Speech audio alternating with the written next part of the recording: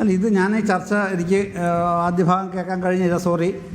എങ്കിലും താങ്കളുടെ ചോദ്യത്തിന് മറുപടിയായിട്ട് പറയുകയാണ്. ഇത് രണ്ട് പാർട്ടികളുടെ പ്രശ്നമായിട്ട് തന്നെയാണല്ലോ നിഷാദെ ഇതിനെ നമ്മളും വിലയിരുത്തേണ്ടത്. CPI-CPIM. ആ CPIയുടെ നിലപാടെന്താണ്? ഞങ്ങൾ ഞാനിന്നൊരു CPI നേതാവിനോടും സംസ്ഥാനത്തെ പ്രമുഖ നേതാവിനോടും CPIMൻ്റെ ഒരു പ്രമുഖ നേതാവിനോട് സംസാരിച്ചിട്ടാണ് വരുന്നത്. അപ്പോൾ അവർ പറഞ്ഞത് വളരെ അങ്ങേയറ്റത്തെ തോൽവി, ഏറ്റവും മോശപ്പെട്ട തോൽവി ആയിട്ട് നിൽക്കുന്ന ഘട്ടത്തിൽ ഇടത് പാർട്ടികളുടെ ഏകീകരണമാണ് പ്രധാനപ്പെട്ട അജണ്ടയായിട്ട് മുമ്പോട്ട് വരേണ്ടത് എന്നാണ് CPIയുടെ നിലപാട്. അപ്പോൾ ഇത് ആലങ്കാരിക പദവിയാണ്, പ്രതിപക്ഷ ഉപനേതൃ പദവി എന്നുള്ളത് CPIക്ക് നന്നായിട്ട് അറിയാം. എങ്കിലും ഇങ്ങനെ വലിയൊരു കൂട്ടത്തോൽവി ഉണ്ടായ സാഹചര്യത്തിൽ ഒന്ന് പിടിച്ചു കയറാൻ ശ്രമിക്കുമ്പോഴേക്ക് അത് ഒന്നിച്ചു വേണം എന്നുള്ളതുകൊണ്ടാണ് അതൊരു ആലങ്കാരിക പദവിയാണെങ്കിൽ പോലും തങ്ങളത് ആവശ്യപ്പെടുന്നത്. ഈ ഒരു സ്റ്റാൻഡാണ് മുമ്പോട്ട് വെച്ചത്. പക്ഷേ CPIM ഒരു രാഷ്ട്രീയ പാർട്ടി എന്നുള്ള നിലയ്ക്ക് തന്നെ അത് പതിവില്ലാത്തതാണല്ലോ, ഇതുവരെ അങ്ങനെ ഉണ്ടായിട്ടില്ലല്ലോ. മുൻപൊക്കെ പ്രതിപക്ഷത്തിരിക്കുമ്പോൾ CPM പ്രതിപക്ഷ നേതൃസ്ഥാനവും ഉപനേതൃസ്ഥാനവും വഹിച്ചാണല്ലോ ചരിത്രം. പിന്നെന്താണ് ഇങ്ങനെ എന്നുള്ളതിന് മറുപടിയായിട്ട് ശരിയാണ്, അങ്ങനെ ചെയ്തിട്ടുണ്ട്. പക്ഷേ ഇപ്പോൾ ഞങ്ങൾക്കത് വേണം എന്നുള്ളതാണ് സ്റ്റേറ്റ് എക്സിക്യൂട്ടീവിൻ്റെയും സ്റ്റേറ്റ് കൗൺസിലിൻ്റെയും നിലപാട് എന്ന് പറയുകയാണ്. അപ്പോൾ അവിടെ മുതലാണ് ആ ഭിന്നത തുടങ്ങുന്നത്. ആ ഭിന്നത തുടങ്ങി വന്നിട്ട് കഴിഞ്ഞ 17-ാം തീയതിയാണല്ലോ LDF യോഗം ഒരുപാട് ദീർഘകാലത്തെ ഇടവേളയ്ക്ക് ശേഷം കൂടുന്നത്. ആ കൂടിയ സമയത്ത് പോലും CPI ഈ പ്രശ്നം LDF യോഗത്തിൽ ഉന്നയിക്കാൻ തയ്യാറായില്ല.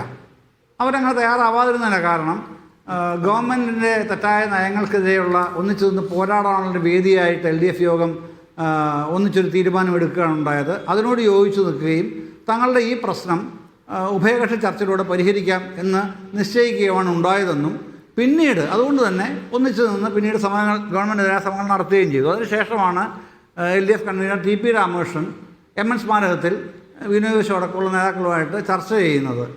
ആ ചർച്ചയിലും ഒരു തീരുമാനമാവുന്നില്ല. അങ്ങനെ ഇരിക്കെയാണ് ഇന്നലെ ഒടുന്നനെ പിണറായിയുടെ പ്രസ്താവന മറുപടി വരുന്നത്. ഞാൻ ഒരു കുറിപ്പ് എഴുതി കൊടുത്താൽ ഉപനേതാവായി, പ്രതിപക്ഷ നേതാവാണല്ലോ ചെയ്യേണ്ടത്, മറ്റ് പാർലമെൻ്ററി നടപടിക്രമങ്ങളൊന്നുമില്ല എന്നുള്ളതുകൊണ്ട് ഇതാണ് ചുരുക്കത്തിൽ വരുന്നത്. അപ്പോൾ ഇപ്പോൾ ഇതിൻ്റെ അകത്ത് പരസ്പരം ഭിന്നിച്ച് നിൽക്കുന്ന ഒരു നിലപാട് ഇക്കാര്യത്തിൽ മാത്രമേ അതുള്ളൂ താനും അതുണ്ട്.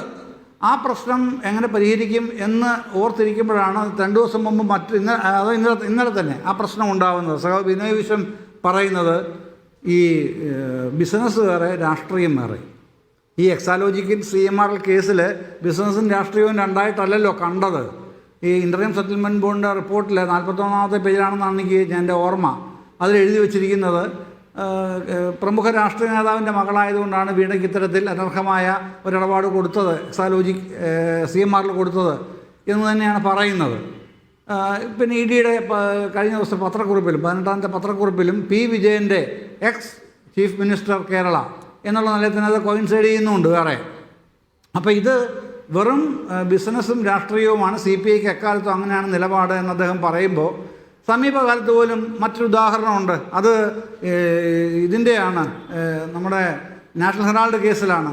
നാഷണൽ ഹെറാൾഡ് കേസിൽ 2021 ED കേസ് ഏറ്റെടുക്കുമ്പോൾ പിന്നീടത് ഒരു ഘട്ടം എത്തുന്നത് 2023 അന്ന് കോൺഗ്രസിനൊപ്പം CPIയും CPIMും RJDയും പിന്നെ സമാജ്വാദി പാർട്ടി ഉൾപ്പെടെയുള്ള പ്രതിപക്ഷ കക്ഷികളെല്ലാം തന്നെ EDയുടെ ഈ തരത്തിലുള്ള ഇടപെടലിനെ ശക്തിയായി വിമർശിക്കുകയാണ് ചെയ്തത്.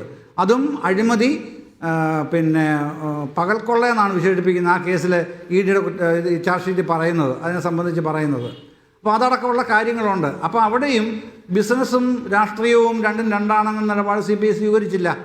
അതിനുശേഷം ഒരുമിച്ച് CPIയും ഒരുമിച്ച് സമരങ്ങളിൽ ഏർപ്പെട്ടിട്ടുണ്ട്. CPI ആ കാര്യത്തിൽ സ്വീകരിക്കുന്ന നിലപാടുകൾ. ഓക്കെ, ഞാൻ ഒരു ചോദ്യം ചോദിക്കട്ടെ. ഇവിടെ CPI, ഞാൻ എൻ്റെ പോയിന്റ് ഇതാണ്, CPIയുടെ ഒരു പൊതുവികാരം എന്താണ്? കഴിഞ്ഞ ഒരു 5 വർഷക്കാലം CPIMൻ്റെ നേതൃത്വത്തിൽ മാത്രം തീരുമാനിക്കപ്പെട്ട പരിപാടികൾ അവ നമ്മുടെ തോൽവിക്ക് കാരണമായിട്ടുണ്ട് എന്ന് ആ പാർട്ടി വിലയിരുത്തുന്നതിൽ തെറ്റുവല്ലതും പറയാൻ പറ്റുമോ?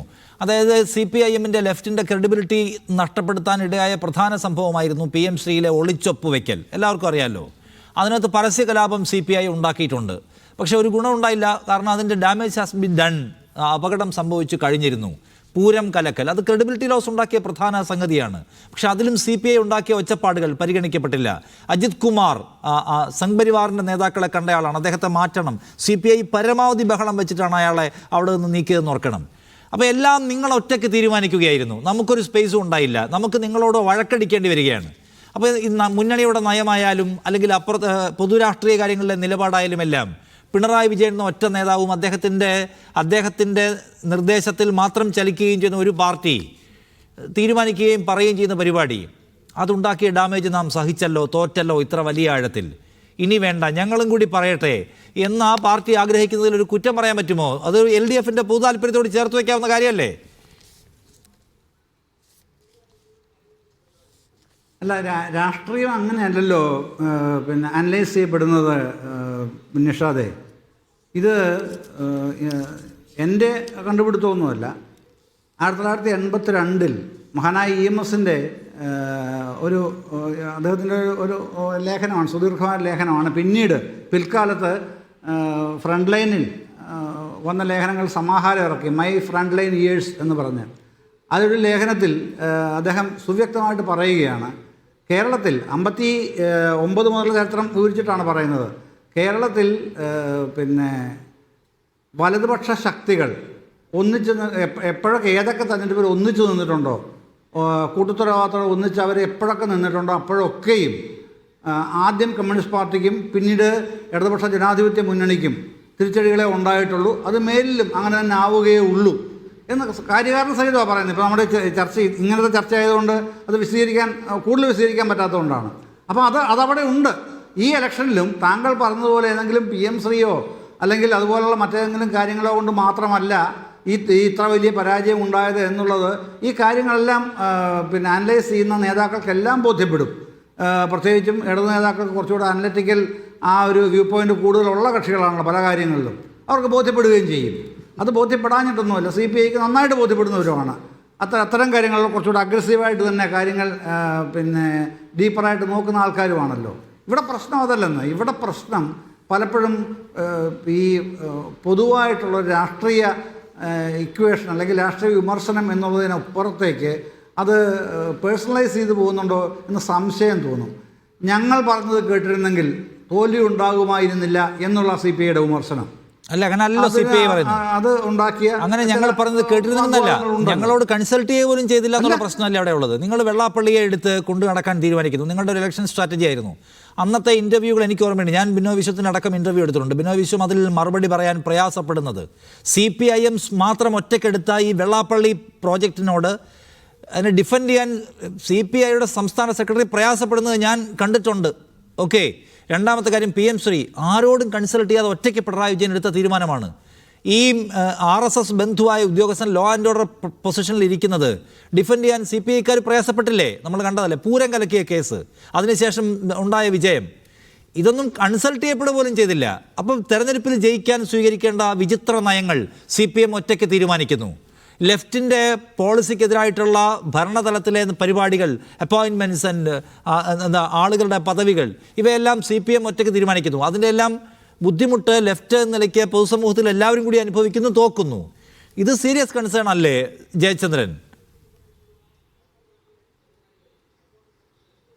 അല്ല, താങ്കൾ പറയുമ്പോൾ താങ്കളുടേതായ ശരികളിൽ താങ്കൾക്ക് പറയാം. ഞാൻ പറഞ്ഞില്ലേ, എന്നോട് CPIയുടെ ഏറ്റവും പ്രമുഖനായ നേതാവ് സംസാരിച്ചത് ഞങ്ങളോട് കൺസൾട്ട് ചെയ്തിരുന്നെങ്കിൽ ഇങ്ങനെ ആവുമായിരുന്നില്ല എന്ന് തന്നെ അതേ വാക്കാണ് എന്നോട് പ്രയോഗിച്ചത്. അതിരിക്കട്ടെ.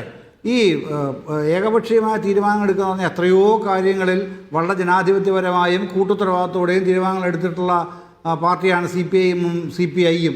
എത്രയോ കാര്യങ്ങൾ എനിക്കറിയാം. ഈ ഏറ്റവും കൂടുതൽ കത്ത് നിന്നൊരു വിഷയം കഴിഞ്ഞ 5 വർഷക്കാലവും പിന്നെ വേണമെങ്കിൽ 10 വർഷക്കാലമൊന്നും പറയാം, പ്രധാനപ്പെട്ട മാധ്യമങ്ങൾ ഇടപെട്ട് കത്തിച്ചു നിർത്തിയ ഒരു വിഷയമായിരുന്നു നെല്ല് സംഭരണത്തിൻ്റെ പ്രശ്നം. ആ നെല്ല് സംഭരണത്തിൻ്റെ പ്രശ്നത്തിൽ 2023 കൃത്യമായ ഇടപെടലിലൂടെ CPIയും CPIMും ചേർന്ന ഇടപെടലിലൂടെയാണ് VKBB IAS കമ്മിറ്റി നിശ്ചയിക്കുന്നത്. അതിൻ്റെ കാര്യങ്ങളൊക്കെ വളരെ ഇൻ ഡീറ്റെയിൽ ആയിട്ട് ചർച്ച ചെയ്യുകയും ആ പ്രശ്നം എങ്ങനെ പരിഹരിക്കണമെന്ന് CPI നേതാക്കന്മാർ, പ്രത്യേകിച്ചും P. പ്രസാദിനെ പോലുള്ള കൃഷിമന്ത്രി, അദ്ദേഹം പ്രധാനപ്പെട്ട നേതാവും കൂടിയാണല്ലോ CPIയുടെ, അവരൊക്കെ ഇടപെട്ടിട്ടുള്ള ആ ഇടപെടലിൻ്റെ ആഴം എനിക്ക് അന്നേ അറിയാവുന്നതാണ്. ഞാൻ അവരൊക്കെ ആയിട്ട് കമ്മ്യൂണിക്കേറ്റ് ചെയ്തിരുന്നതാണ് ആ കാലത്ത് നിരന്തരം, ഈ VKBP കമ്മിറ്റിയുടെ കാലത്ത്. അതൊന്നും ഇല്ല എന്നൊന്നും പറഞ്ഞിട്ട് കാര്യമില്ല. അതൊക്കെ ഉണ്ട് നിഷാദെ, അവിടെ ഉണ്ട്. പക്ഷേ ഞാൻ ഈ പറഞ്ഞതുപോലെ വലതുപക്ഷ ശക്തികൾ ഏകോപിതമായി നിന്നു കഴിഞ്ഞാൽ LDFന് തോക്കാനുള്ള സ്പേസാണ് കൂടുതൽ ഉള്ളത് എന്ന് വൃത്തിയായി തെളിയിച്ച തെരഞ്ഞെടുപ്പും കൂടിയാണിത്. ഒരുപാട് ഘടകങ്ങളുണ്ടായിരിക്കും തോൽവിക്ക്, പക്ഷേ പ്രധാന ഘടകം എന്ന് പറയുന്നത് അതുതന്നെയാണെന്നാണ് ഞാൻ കാണുന്നത്. ശരി.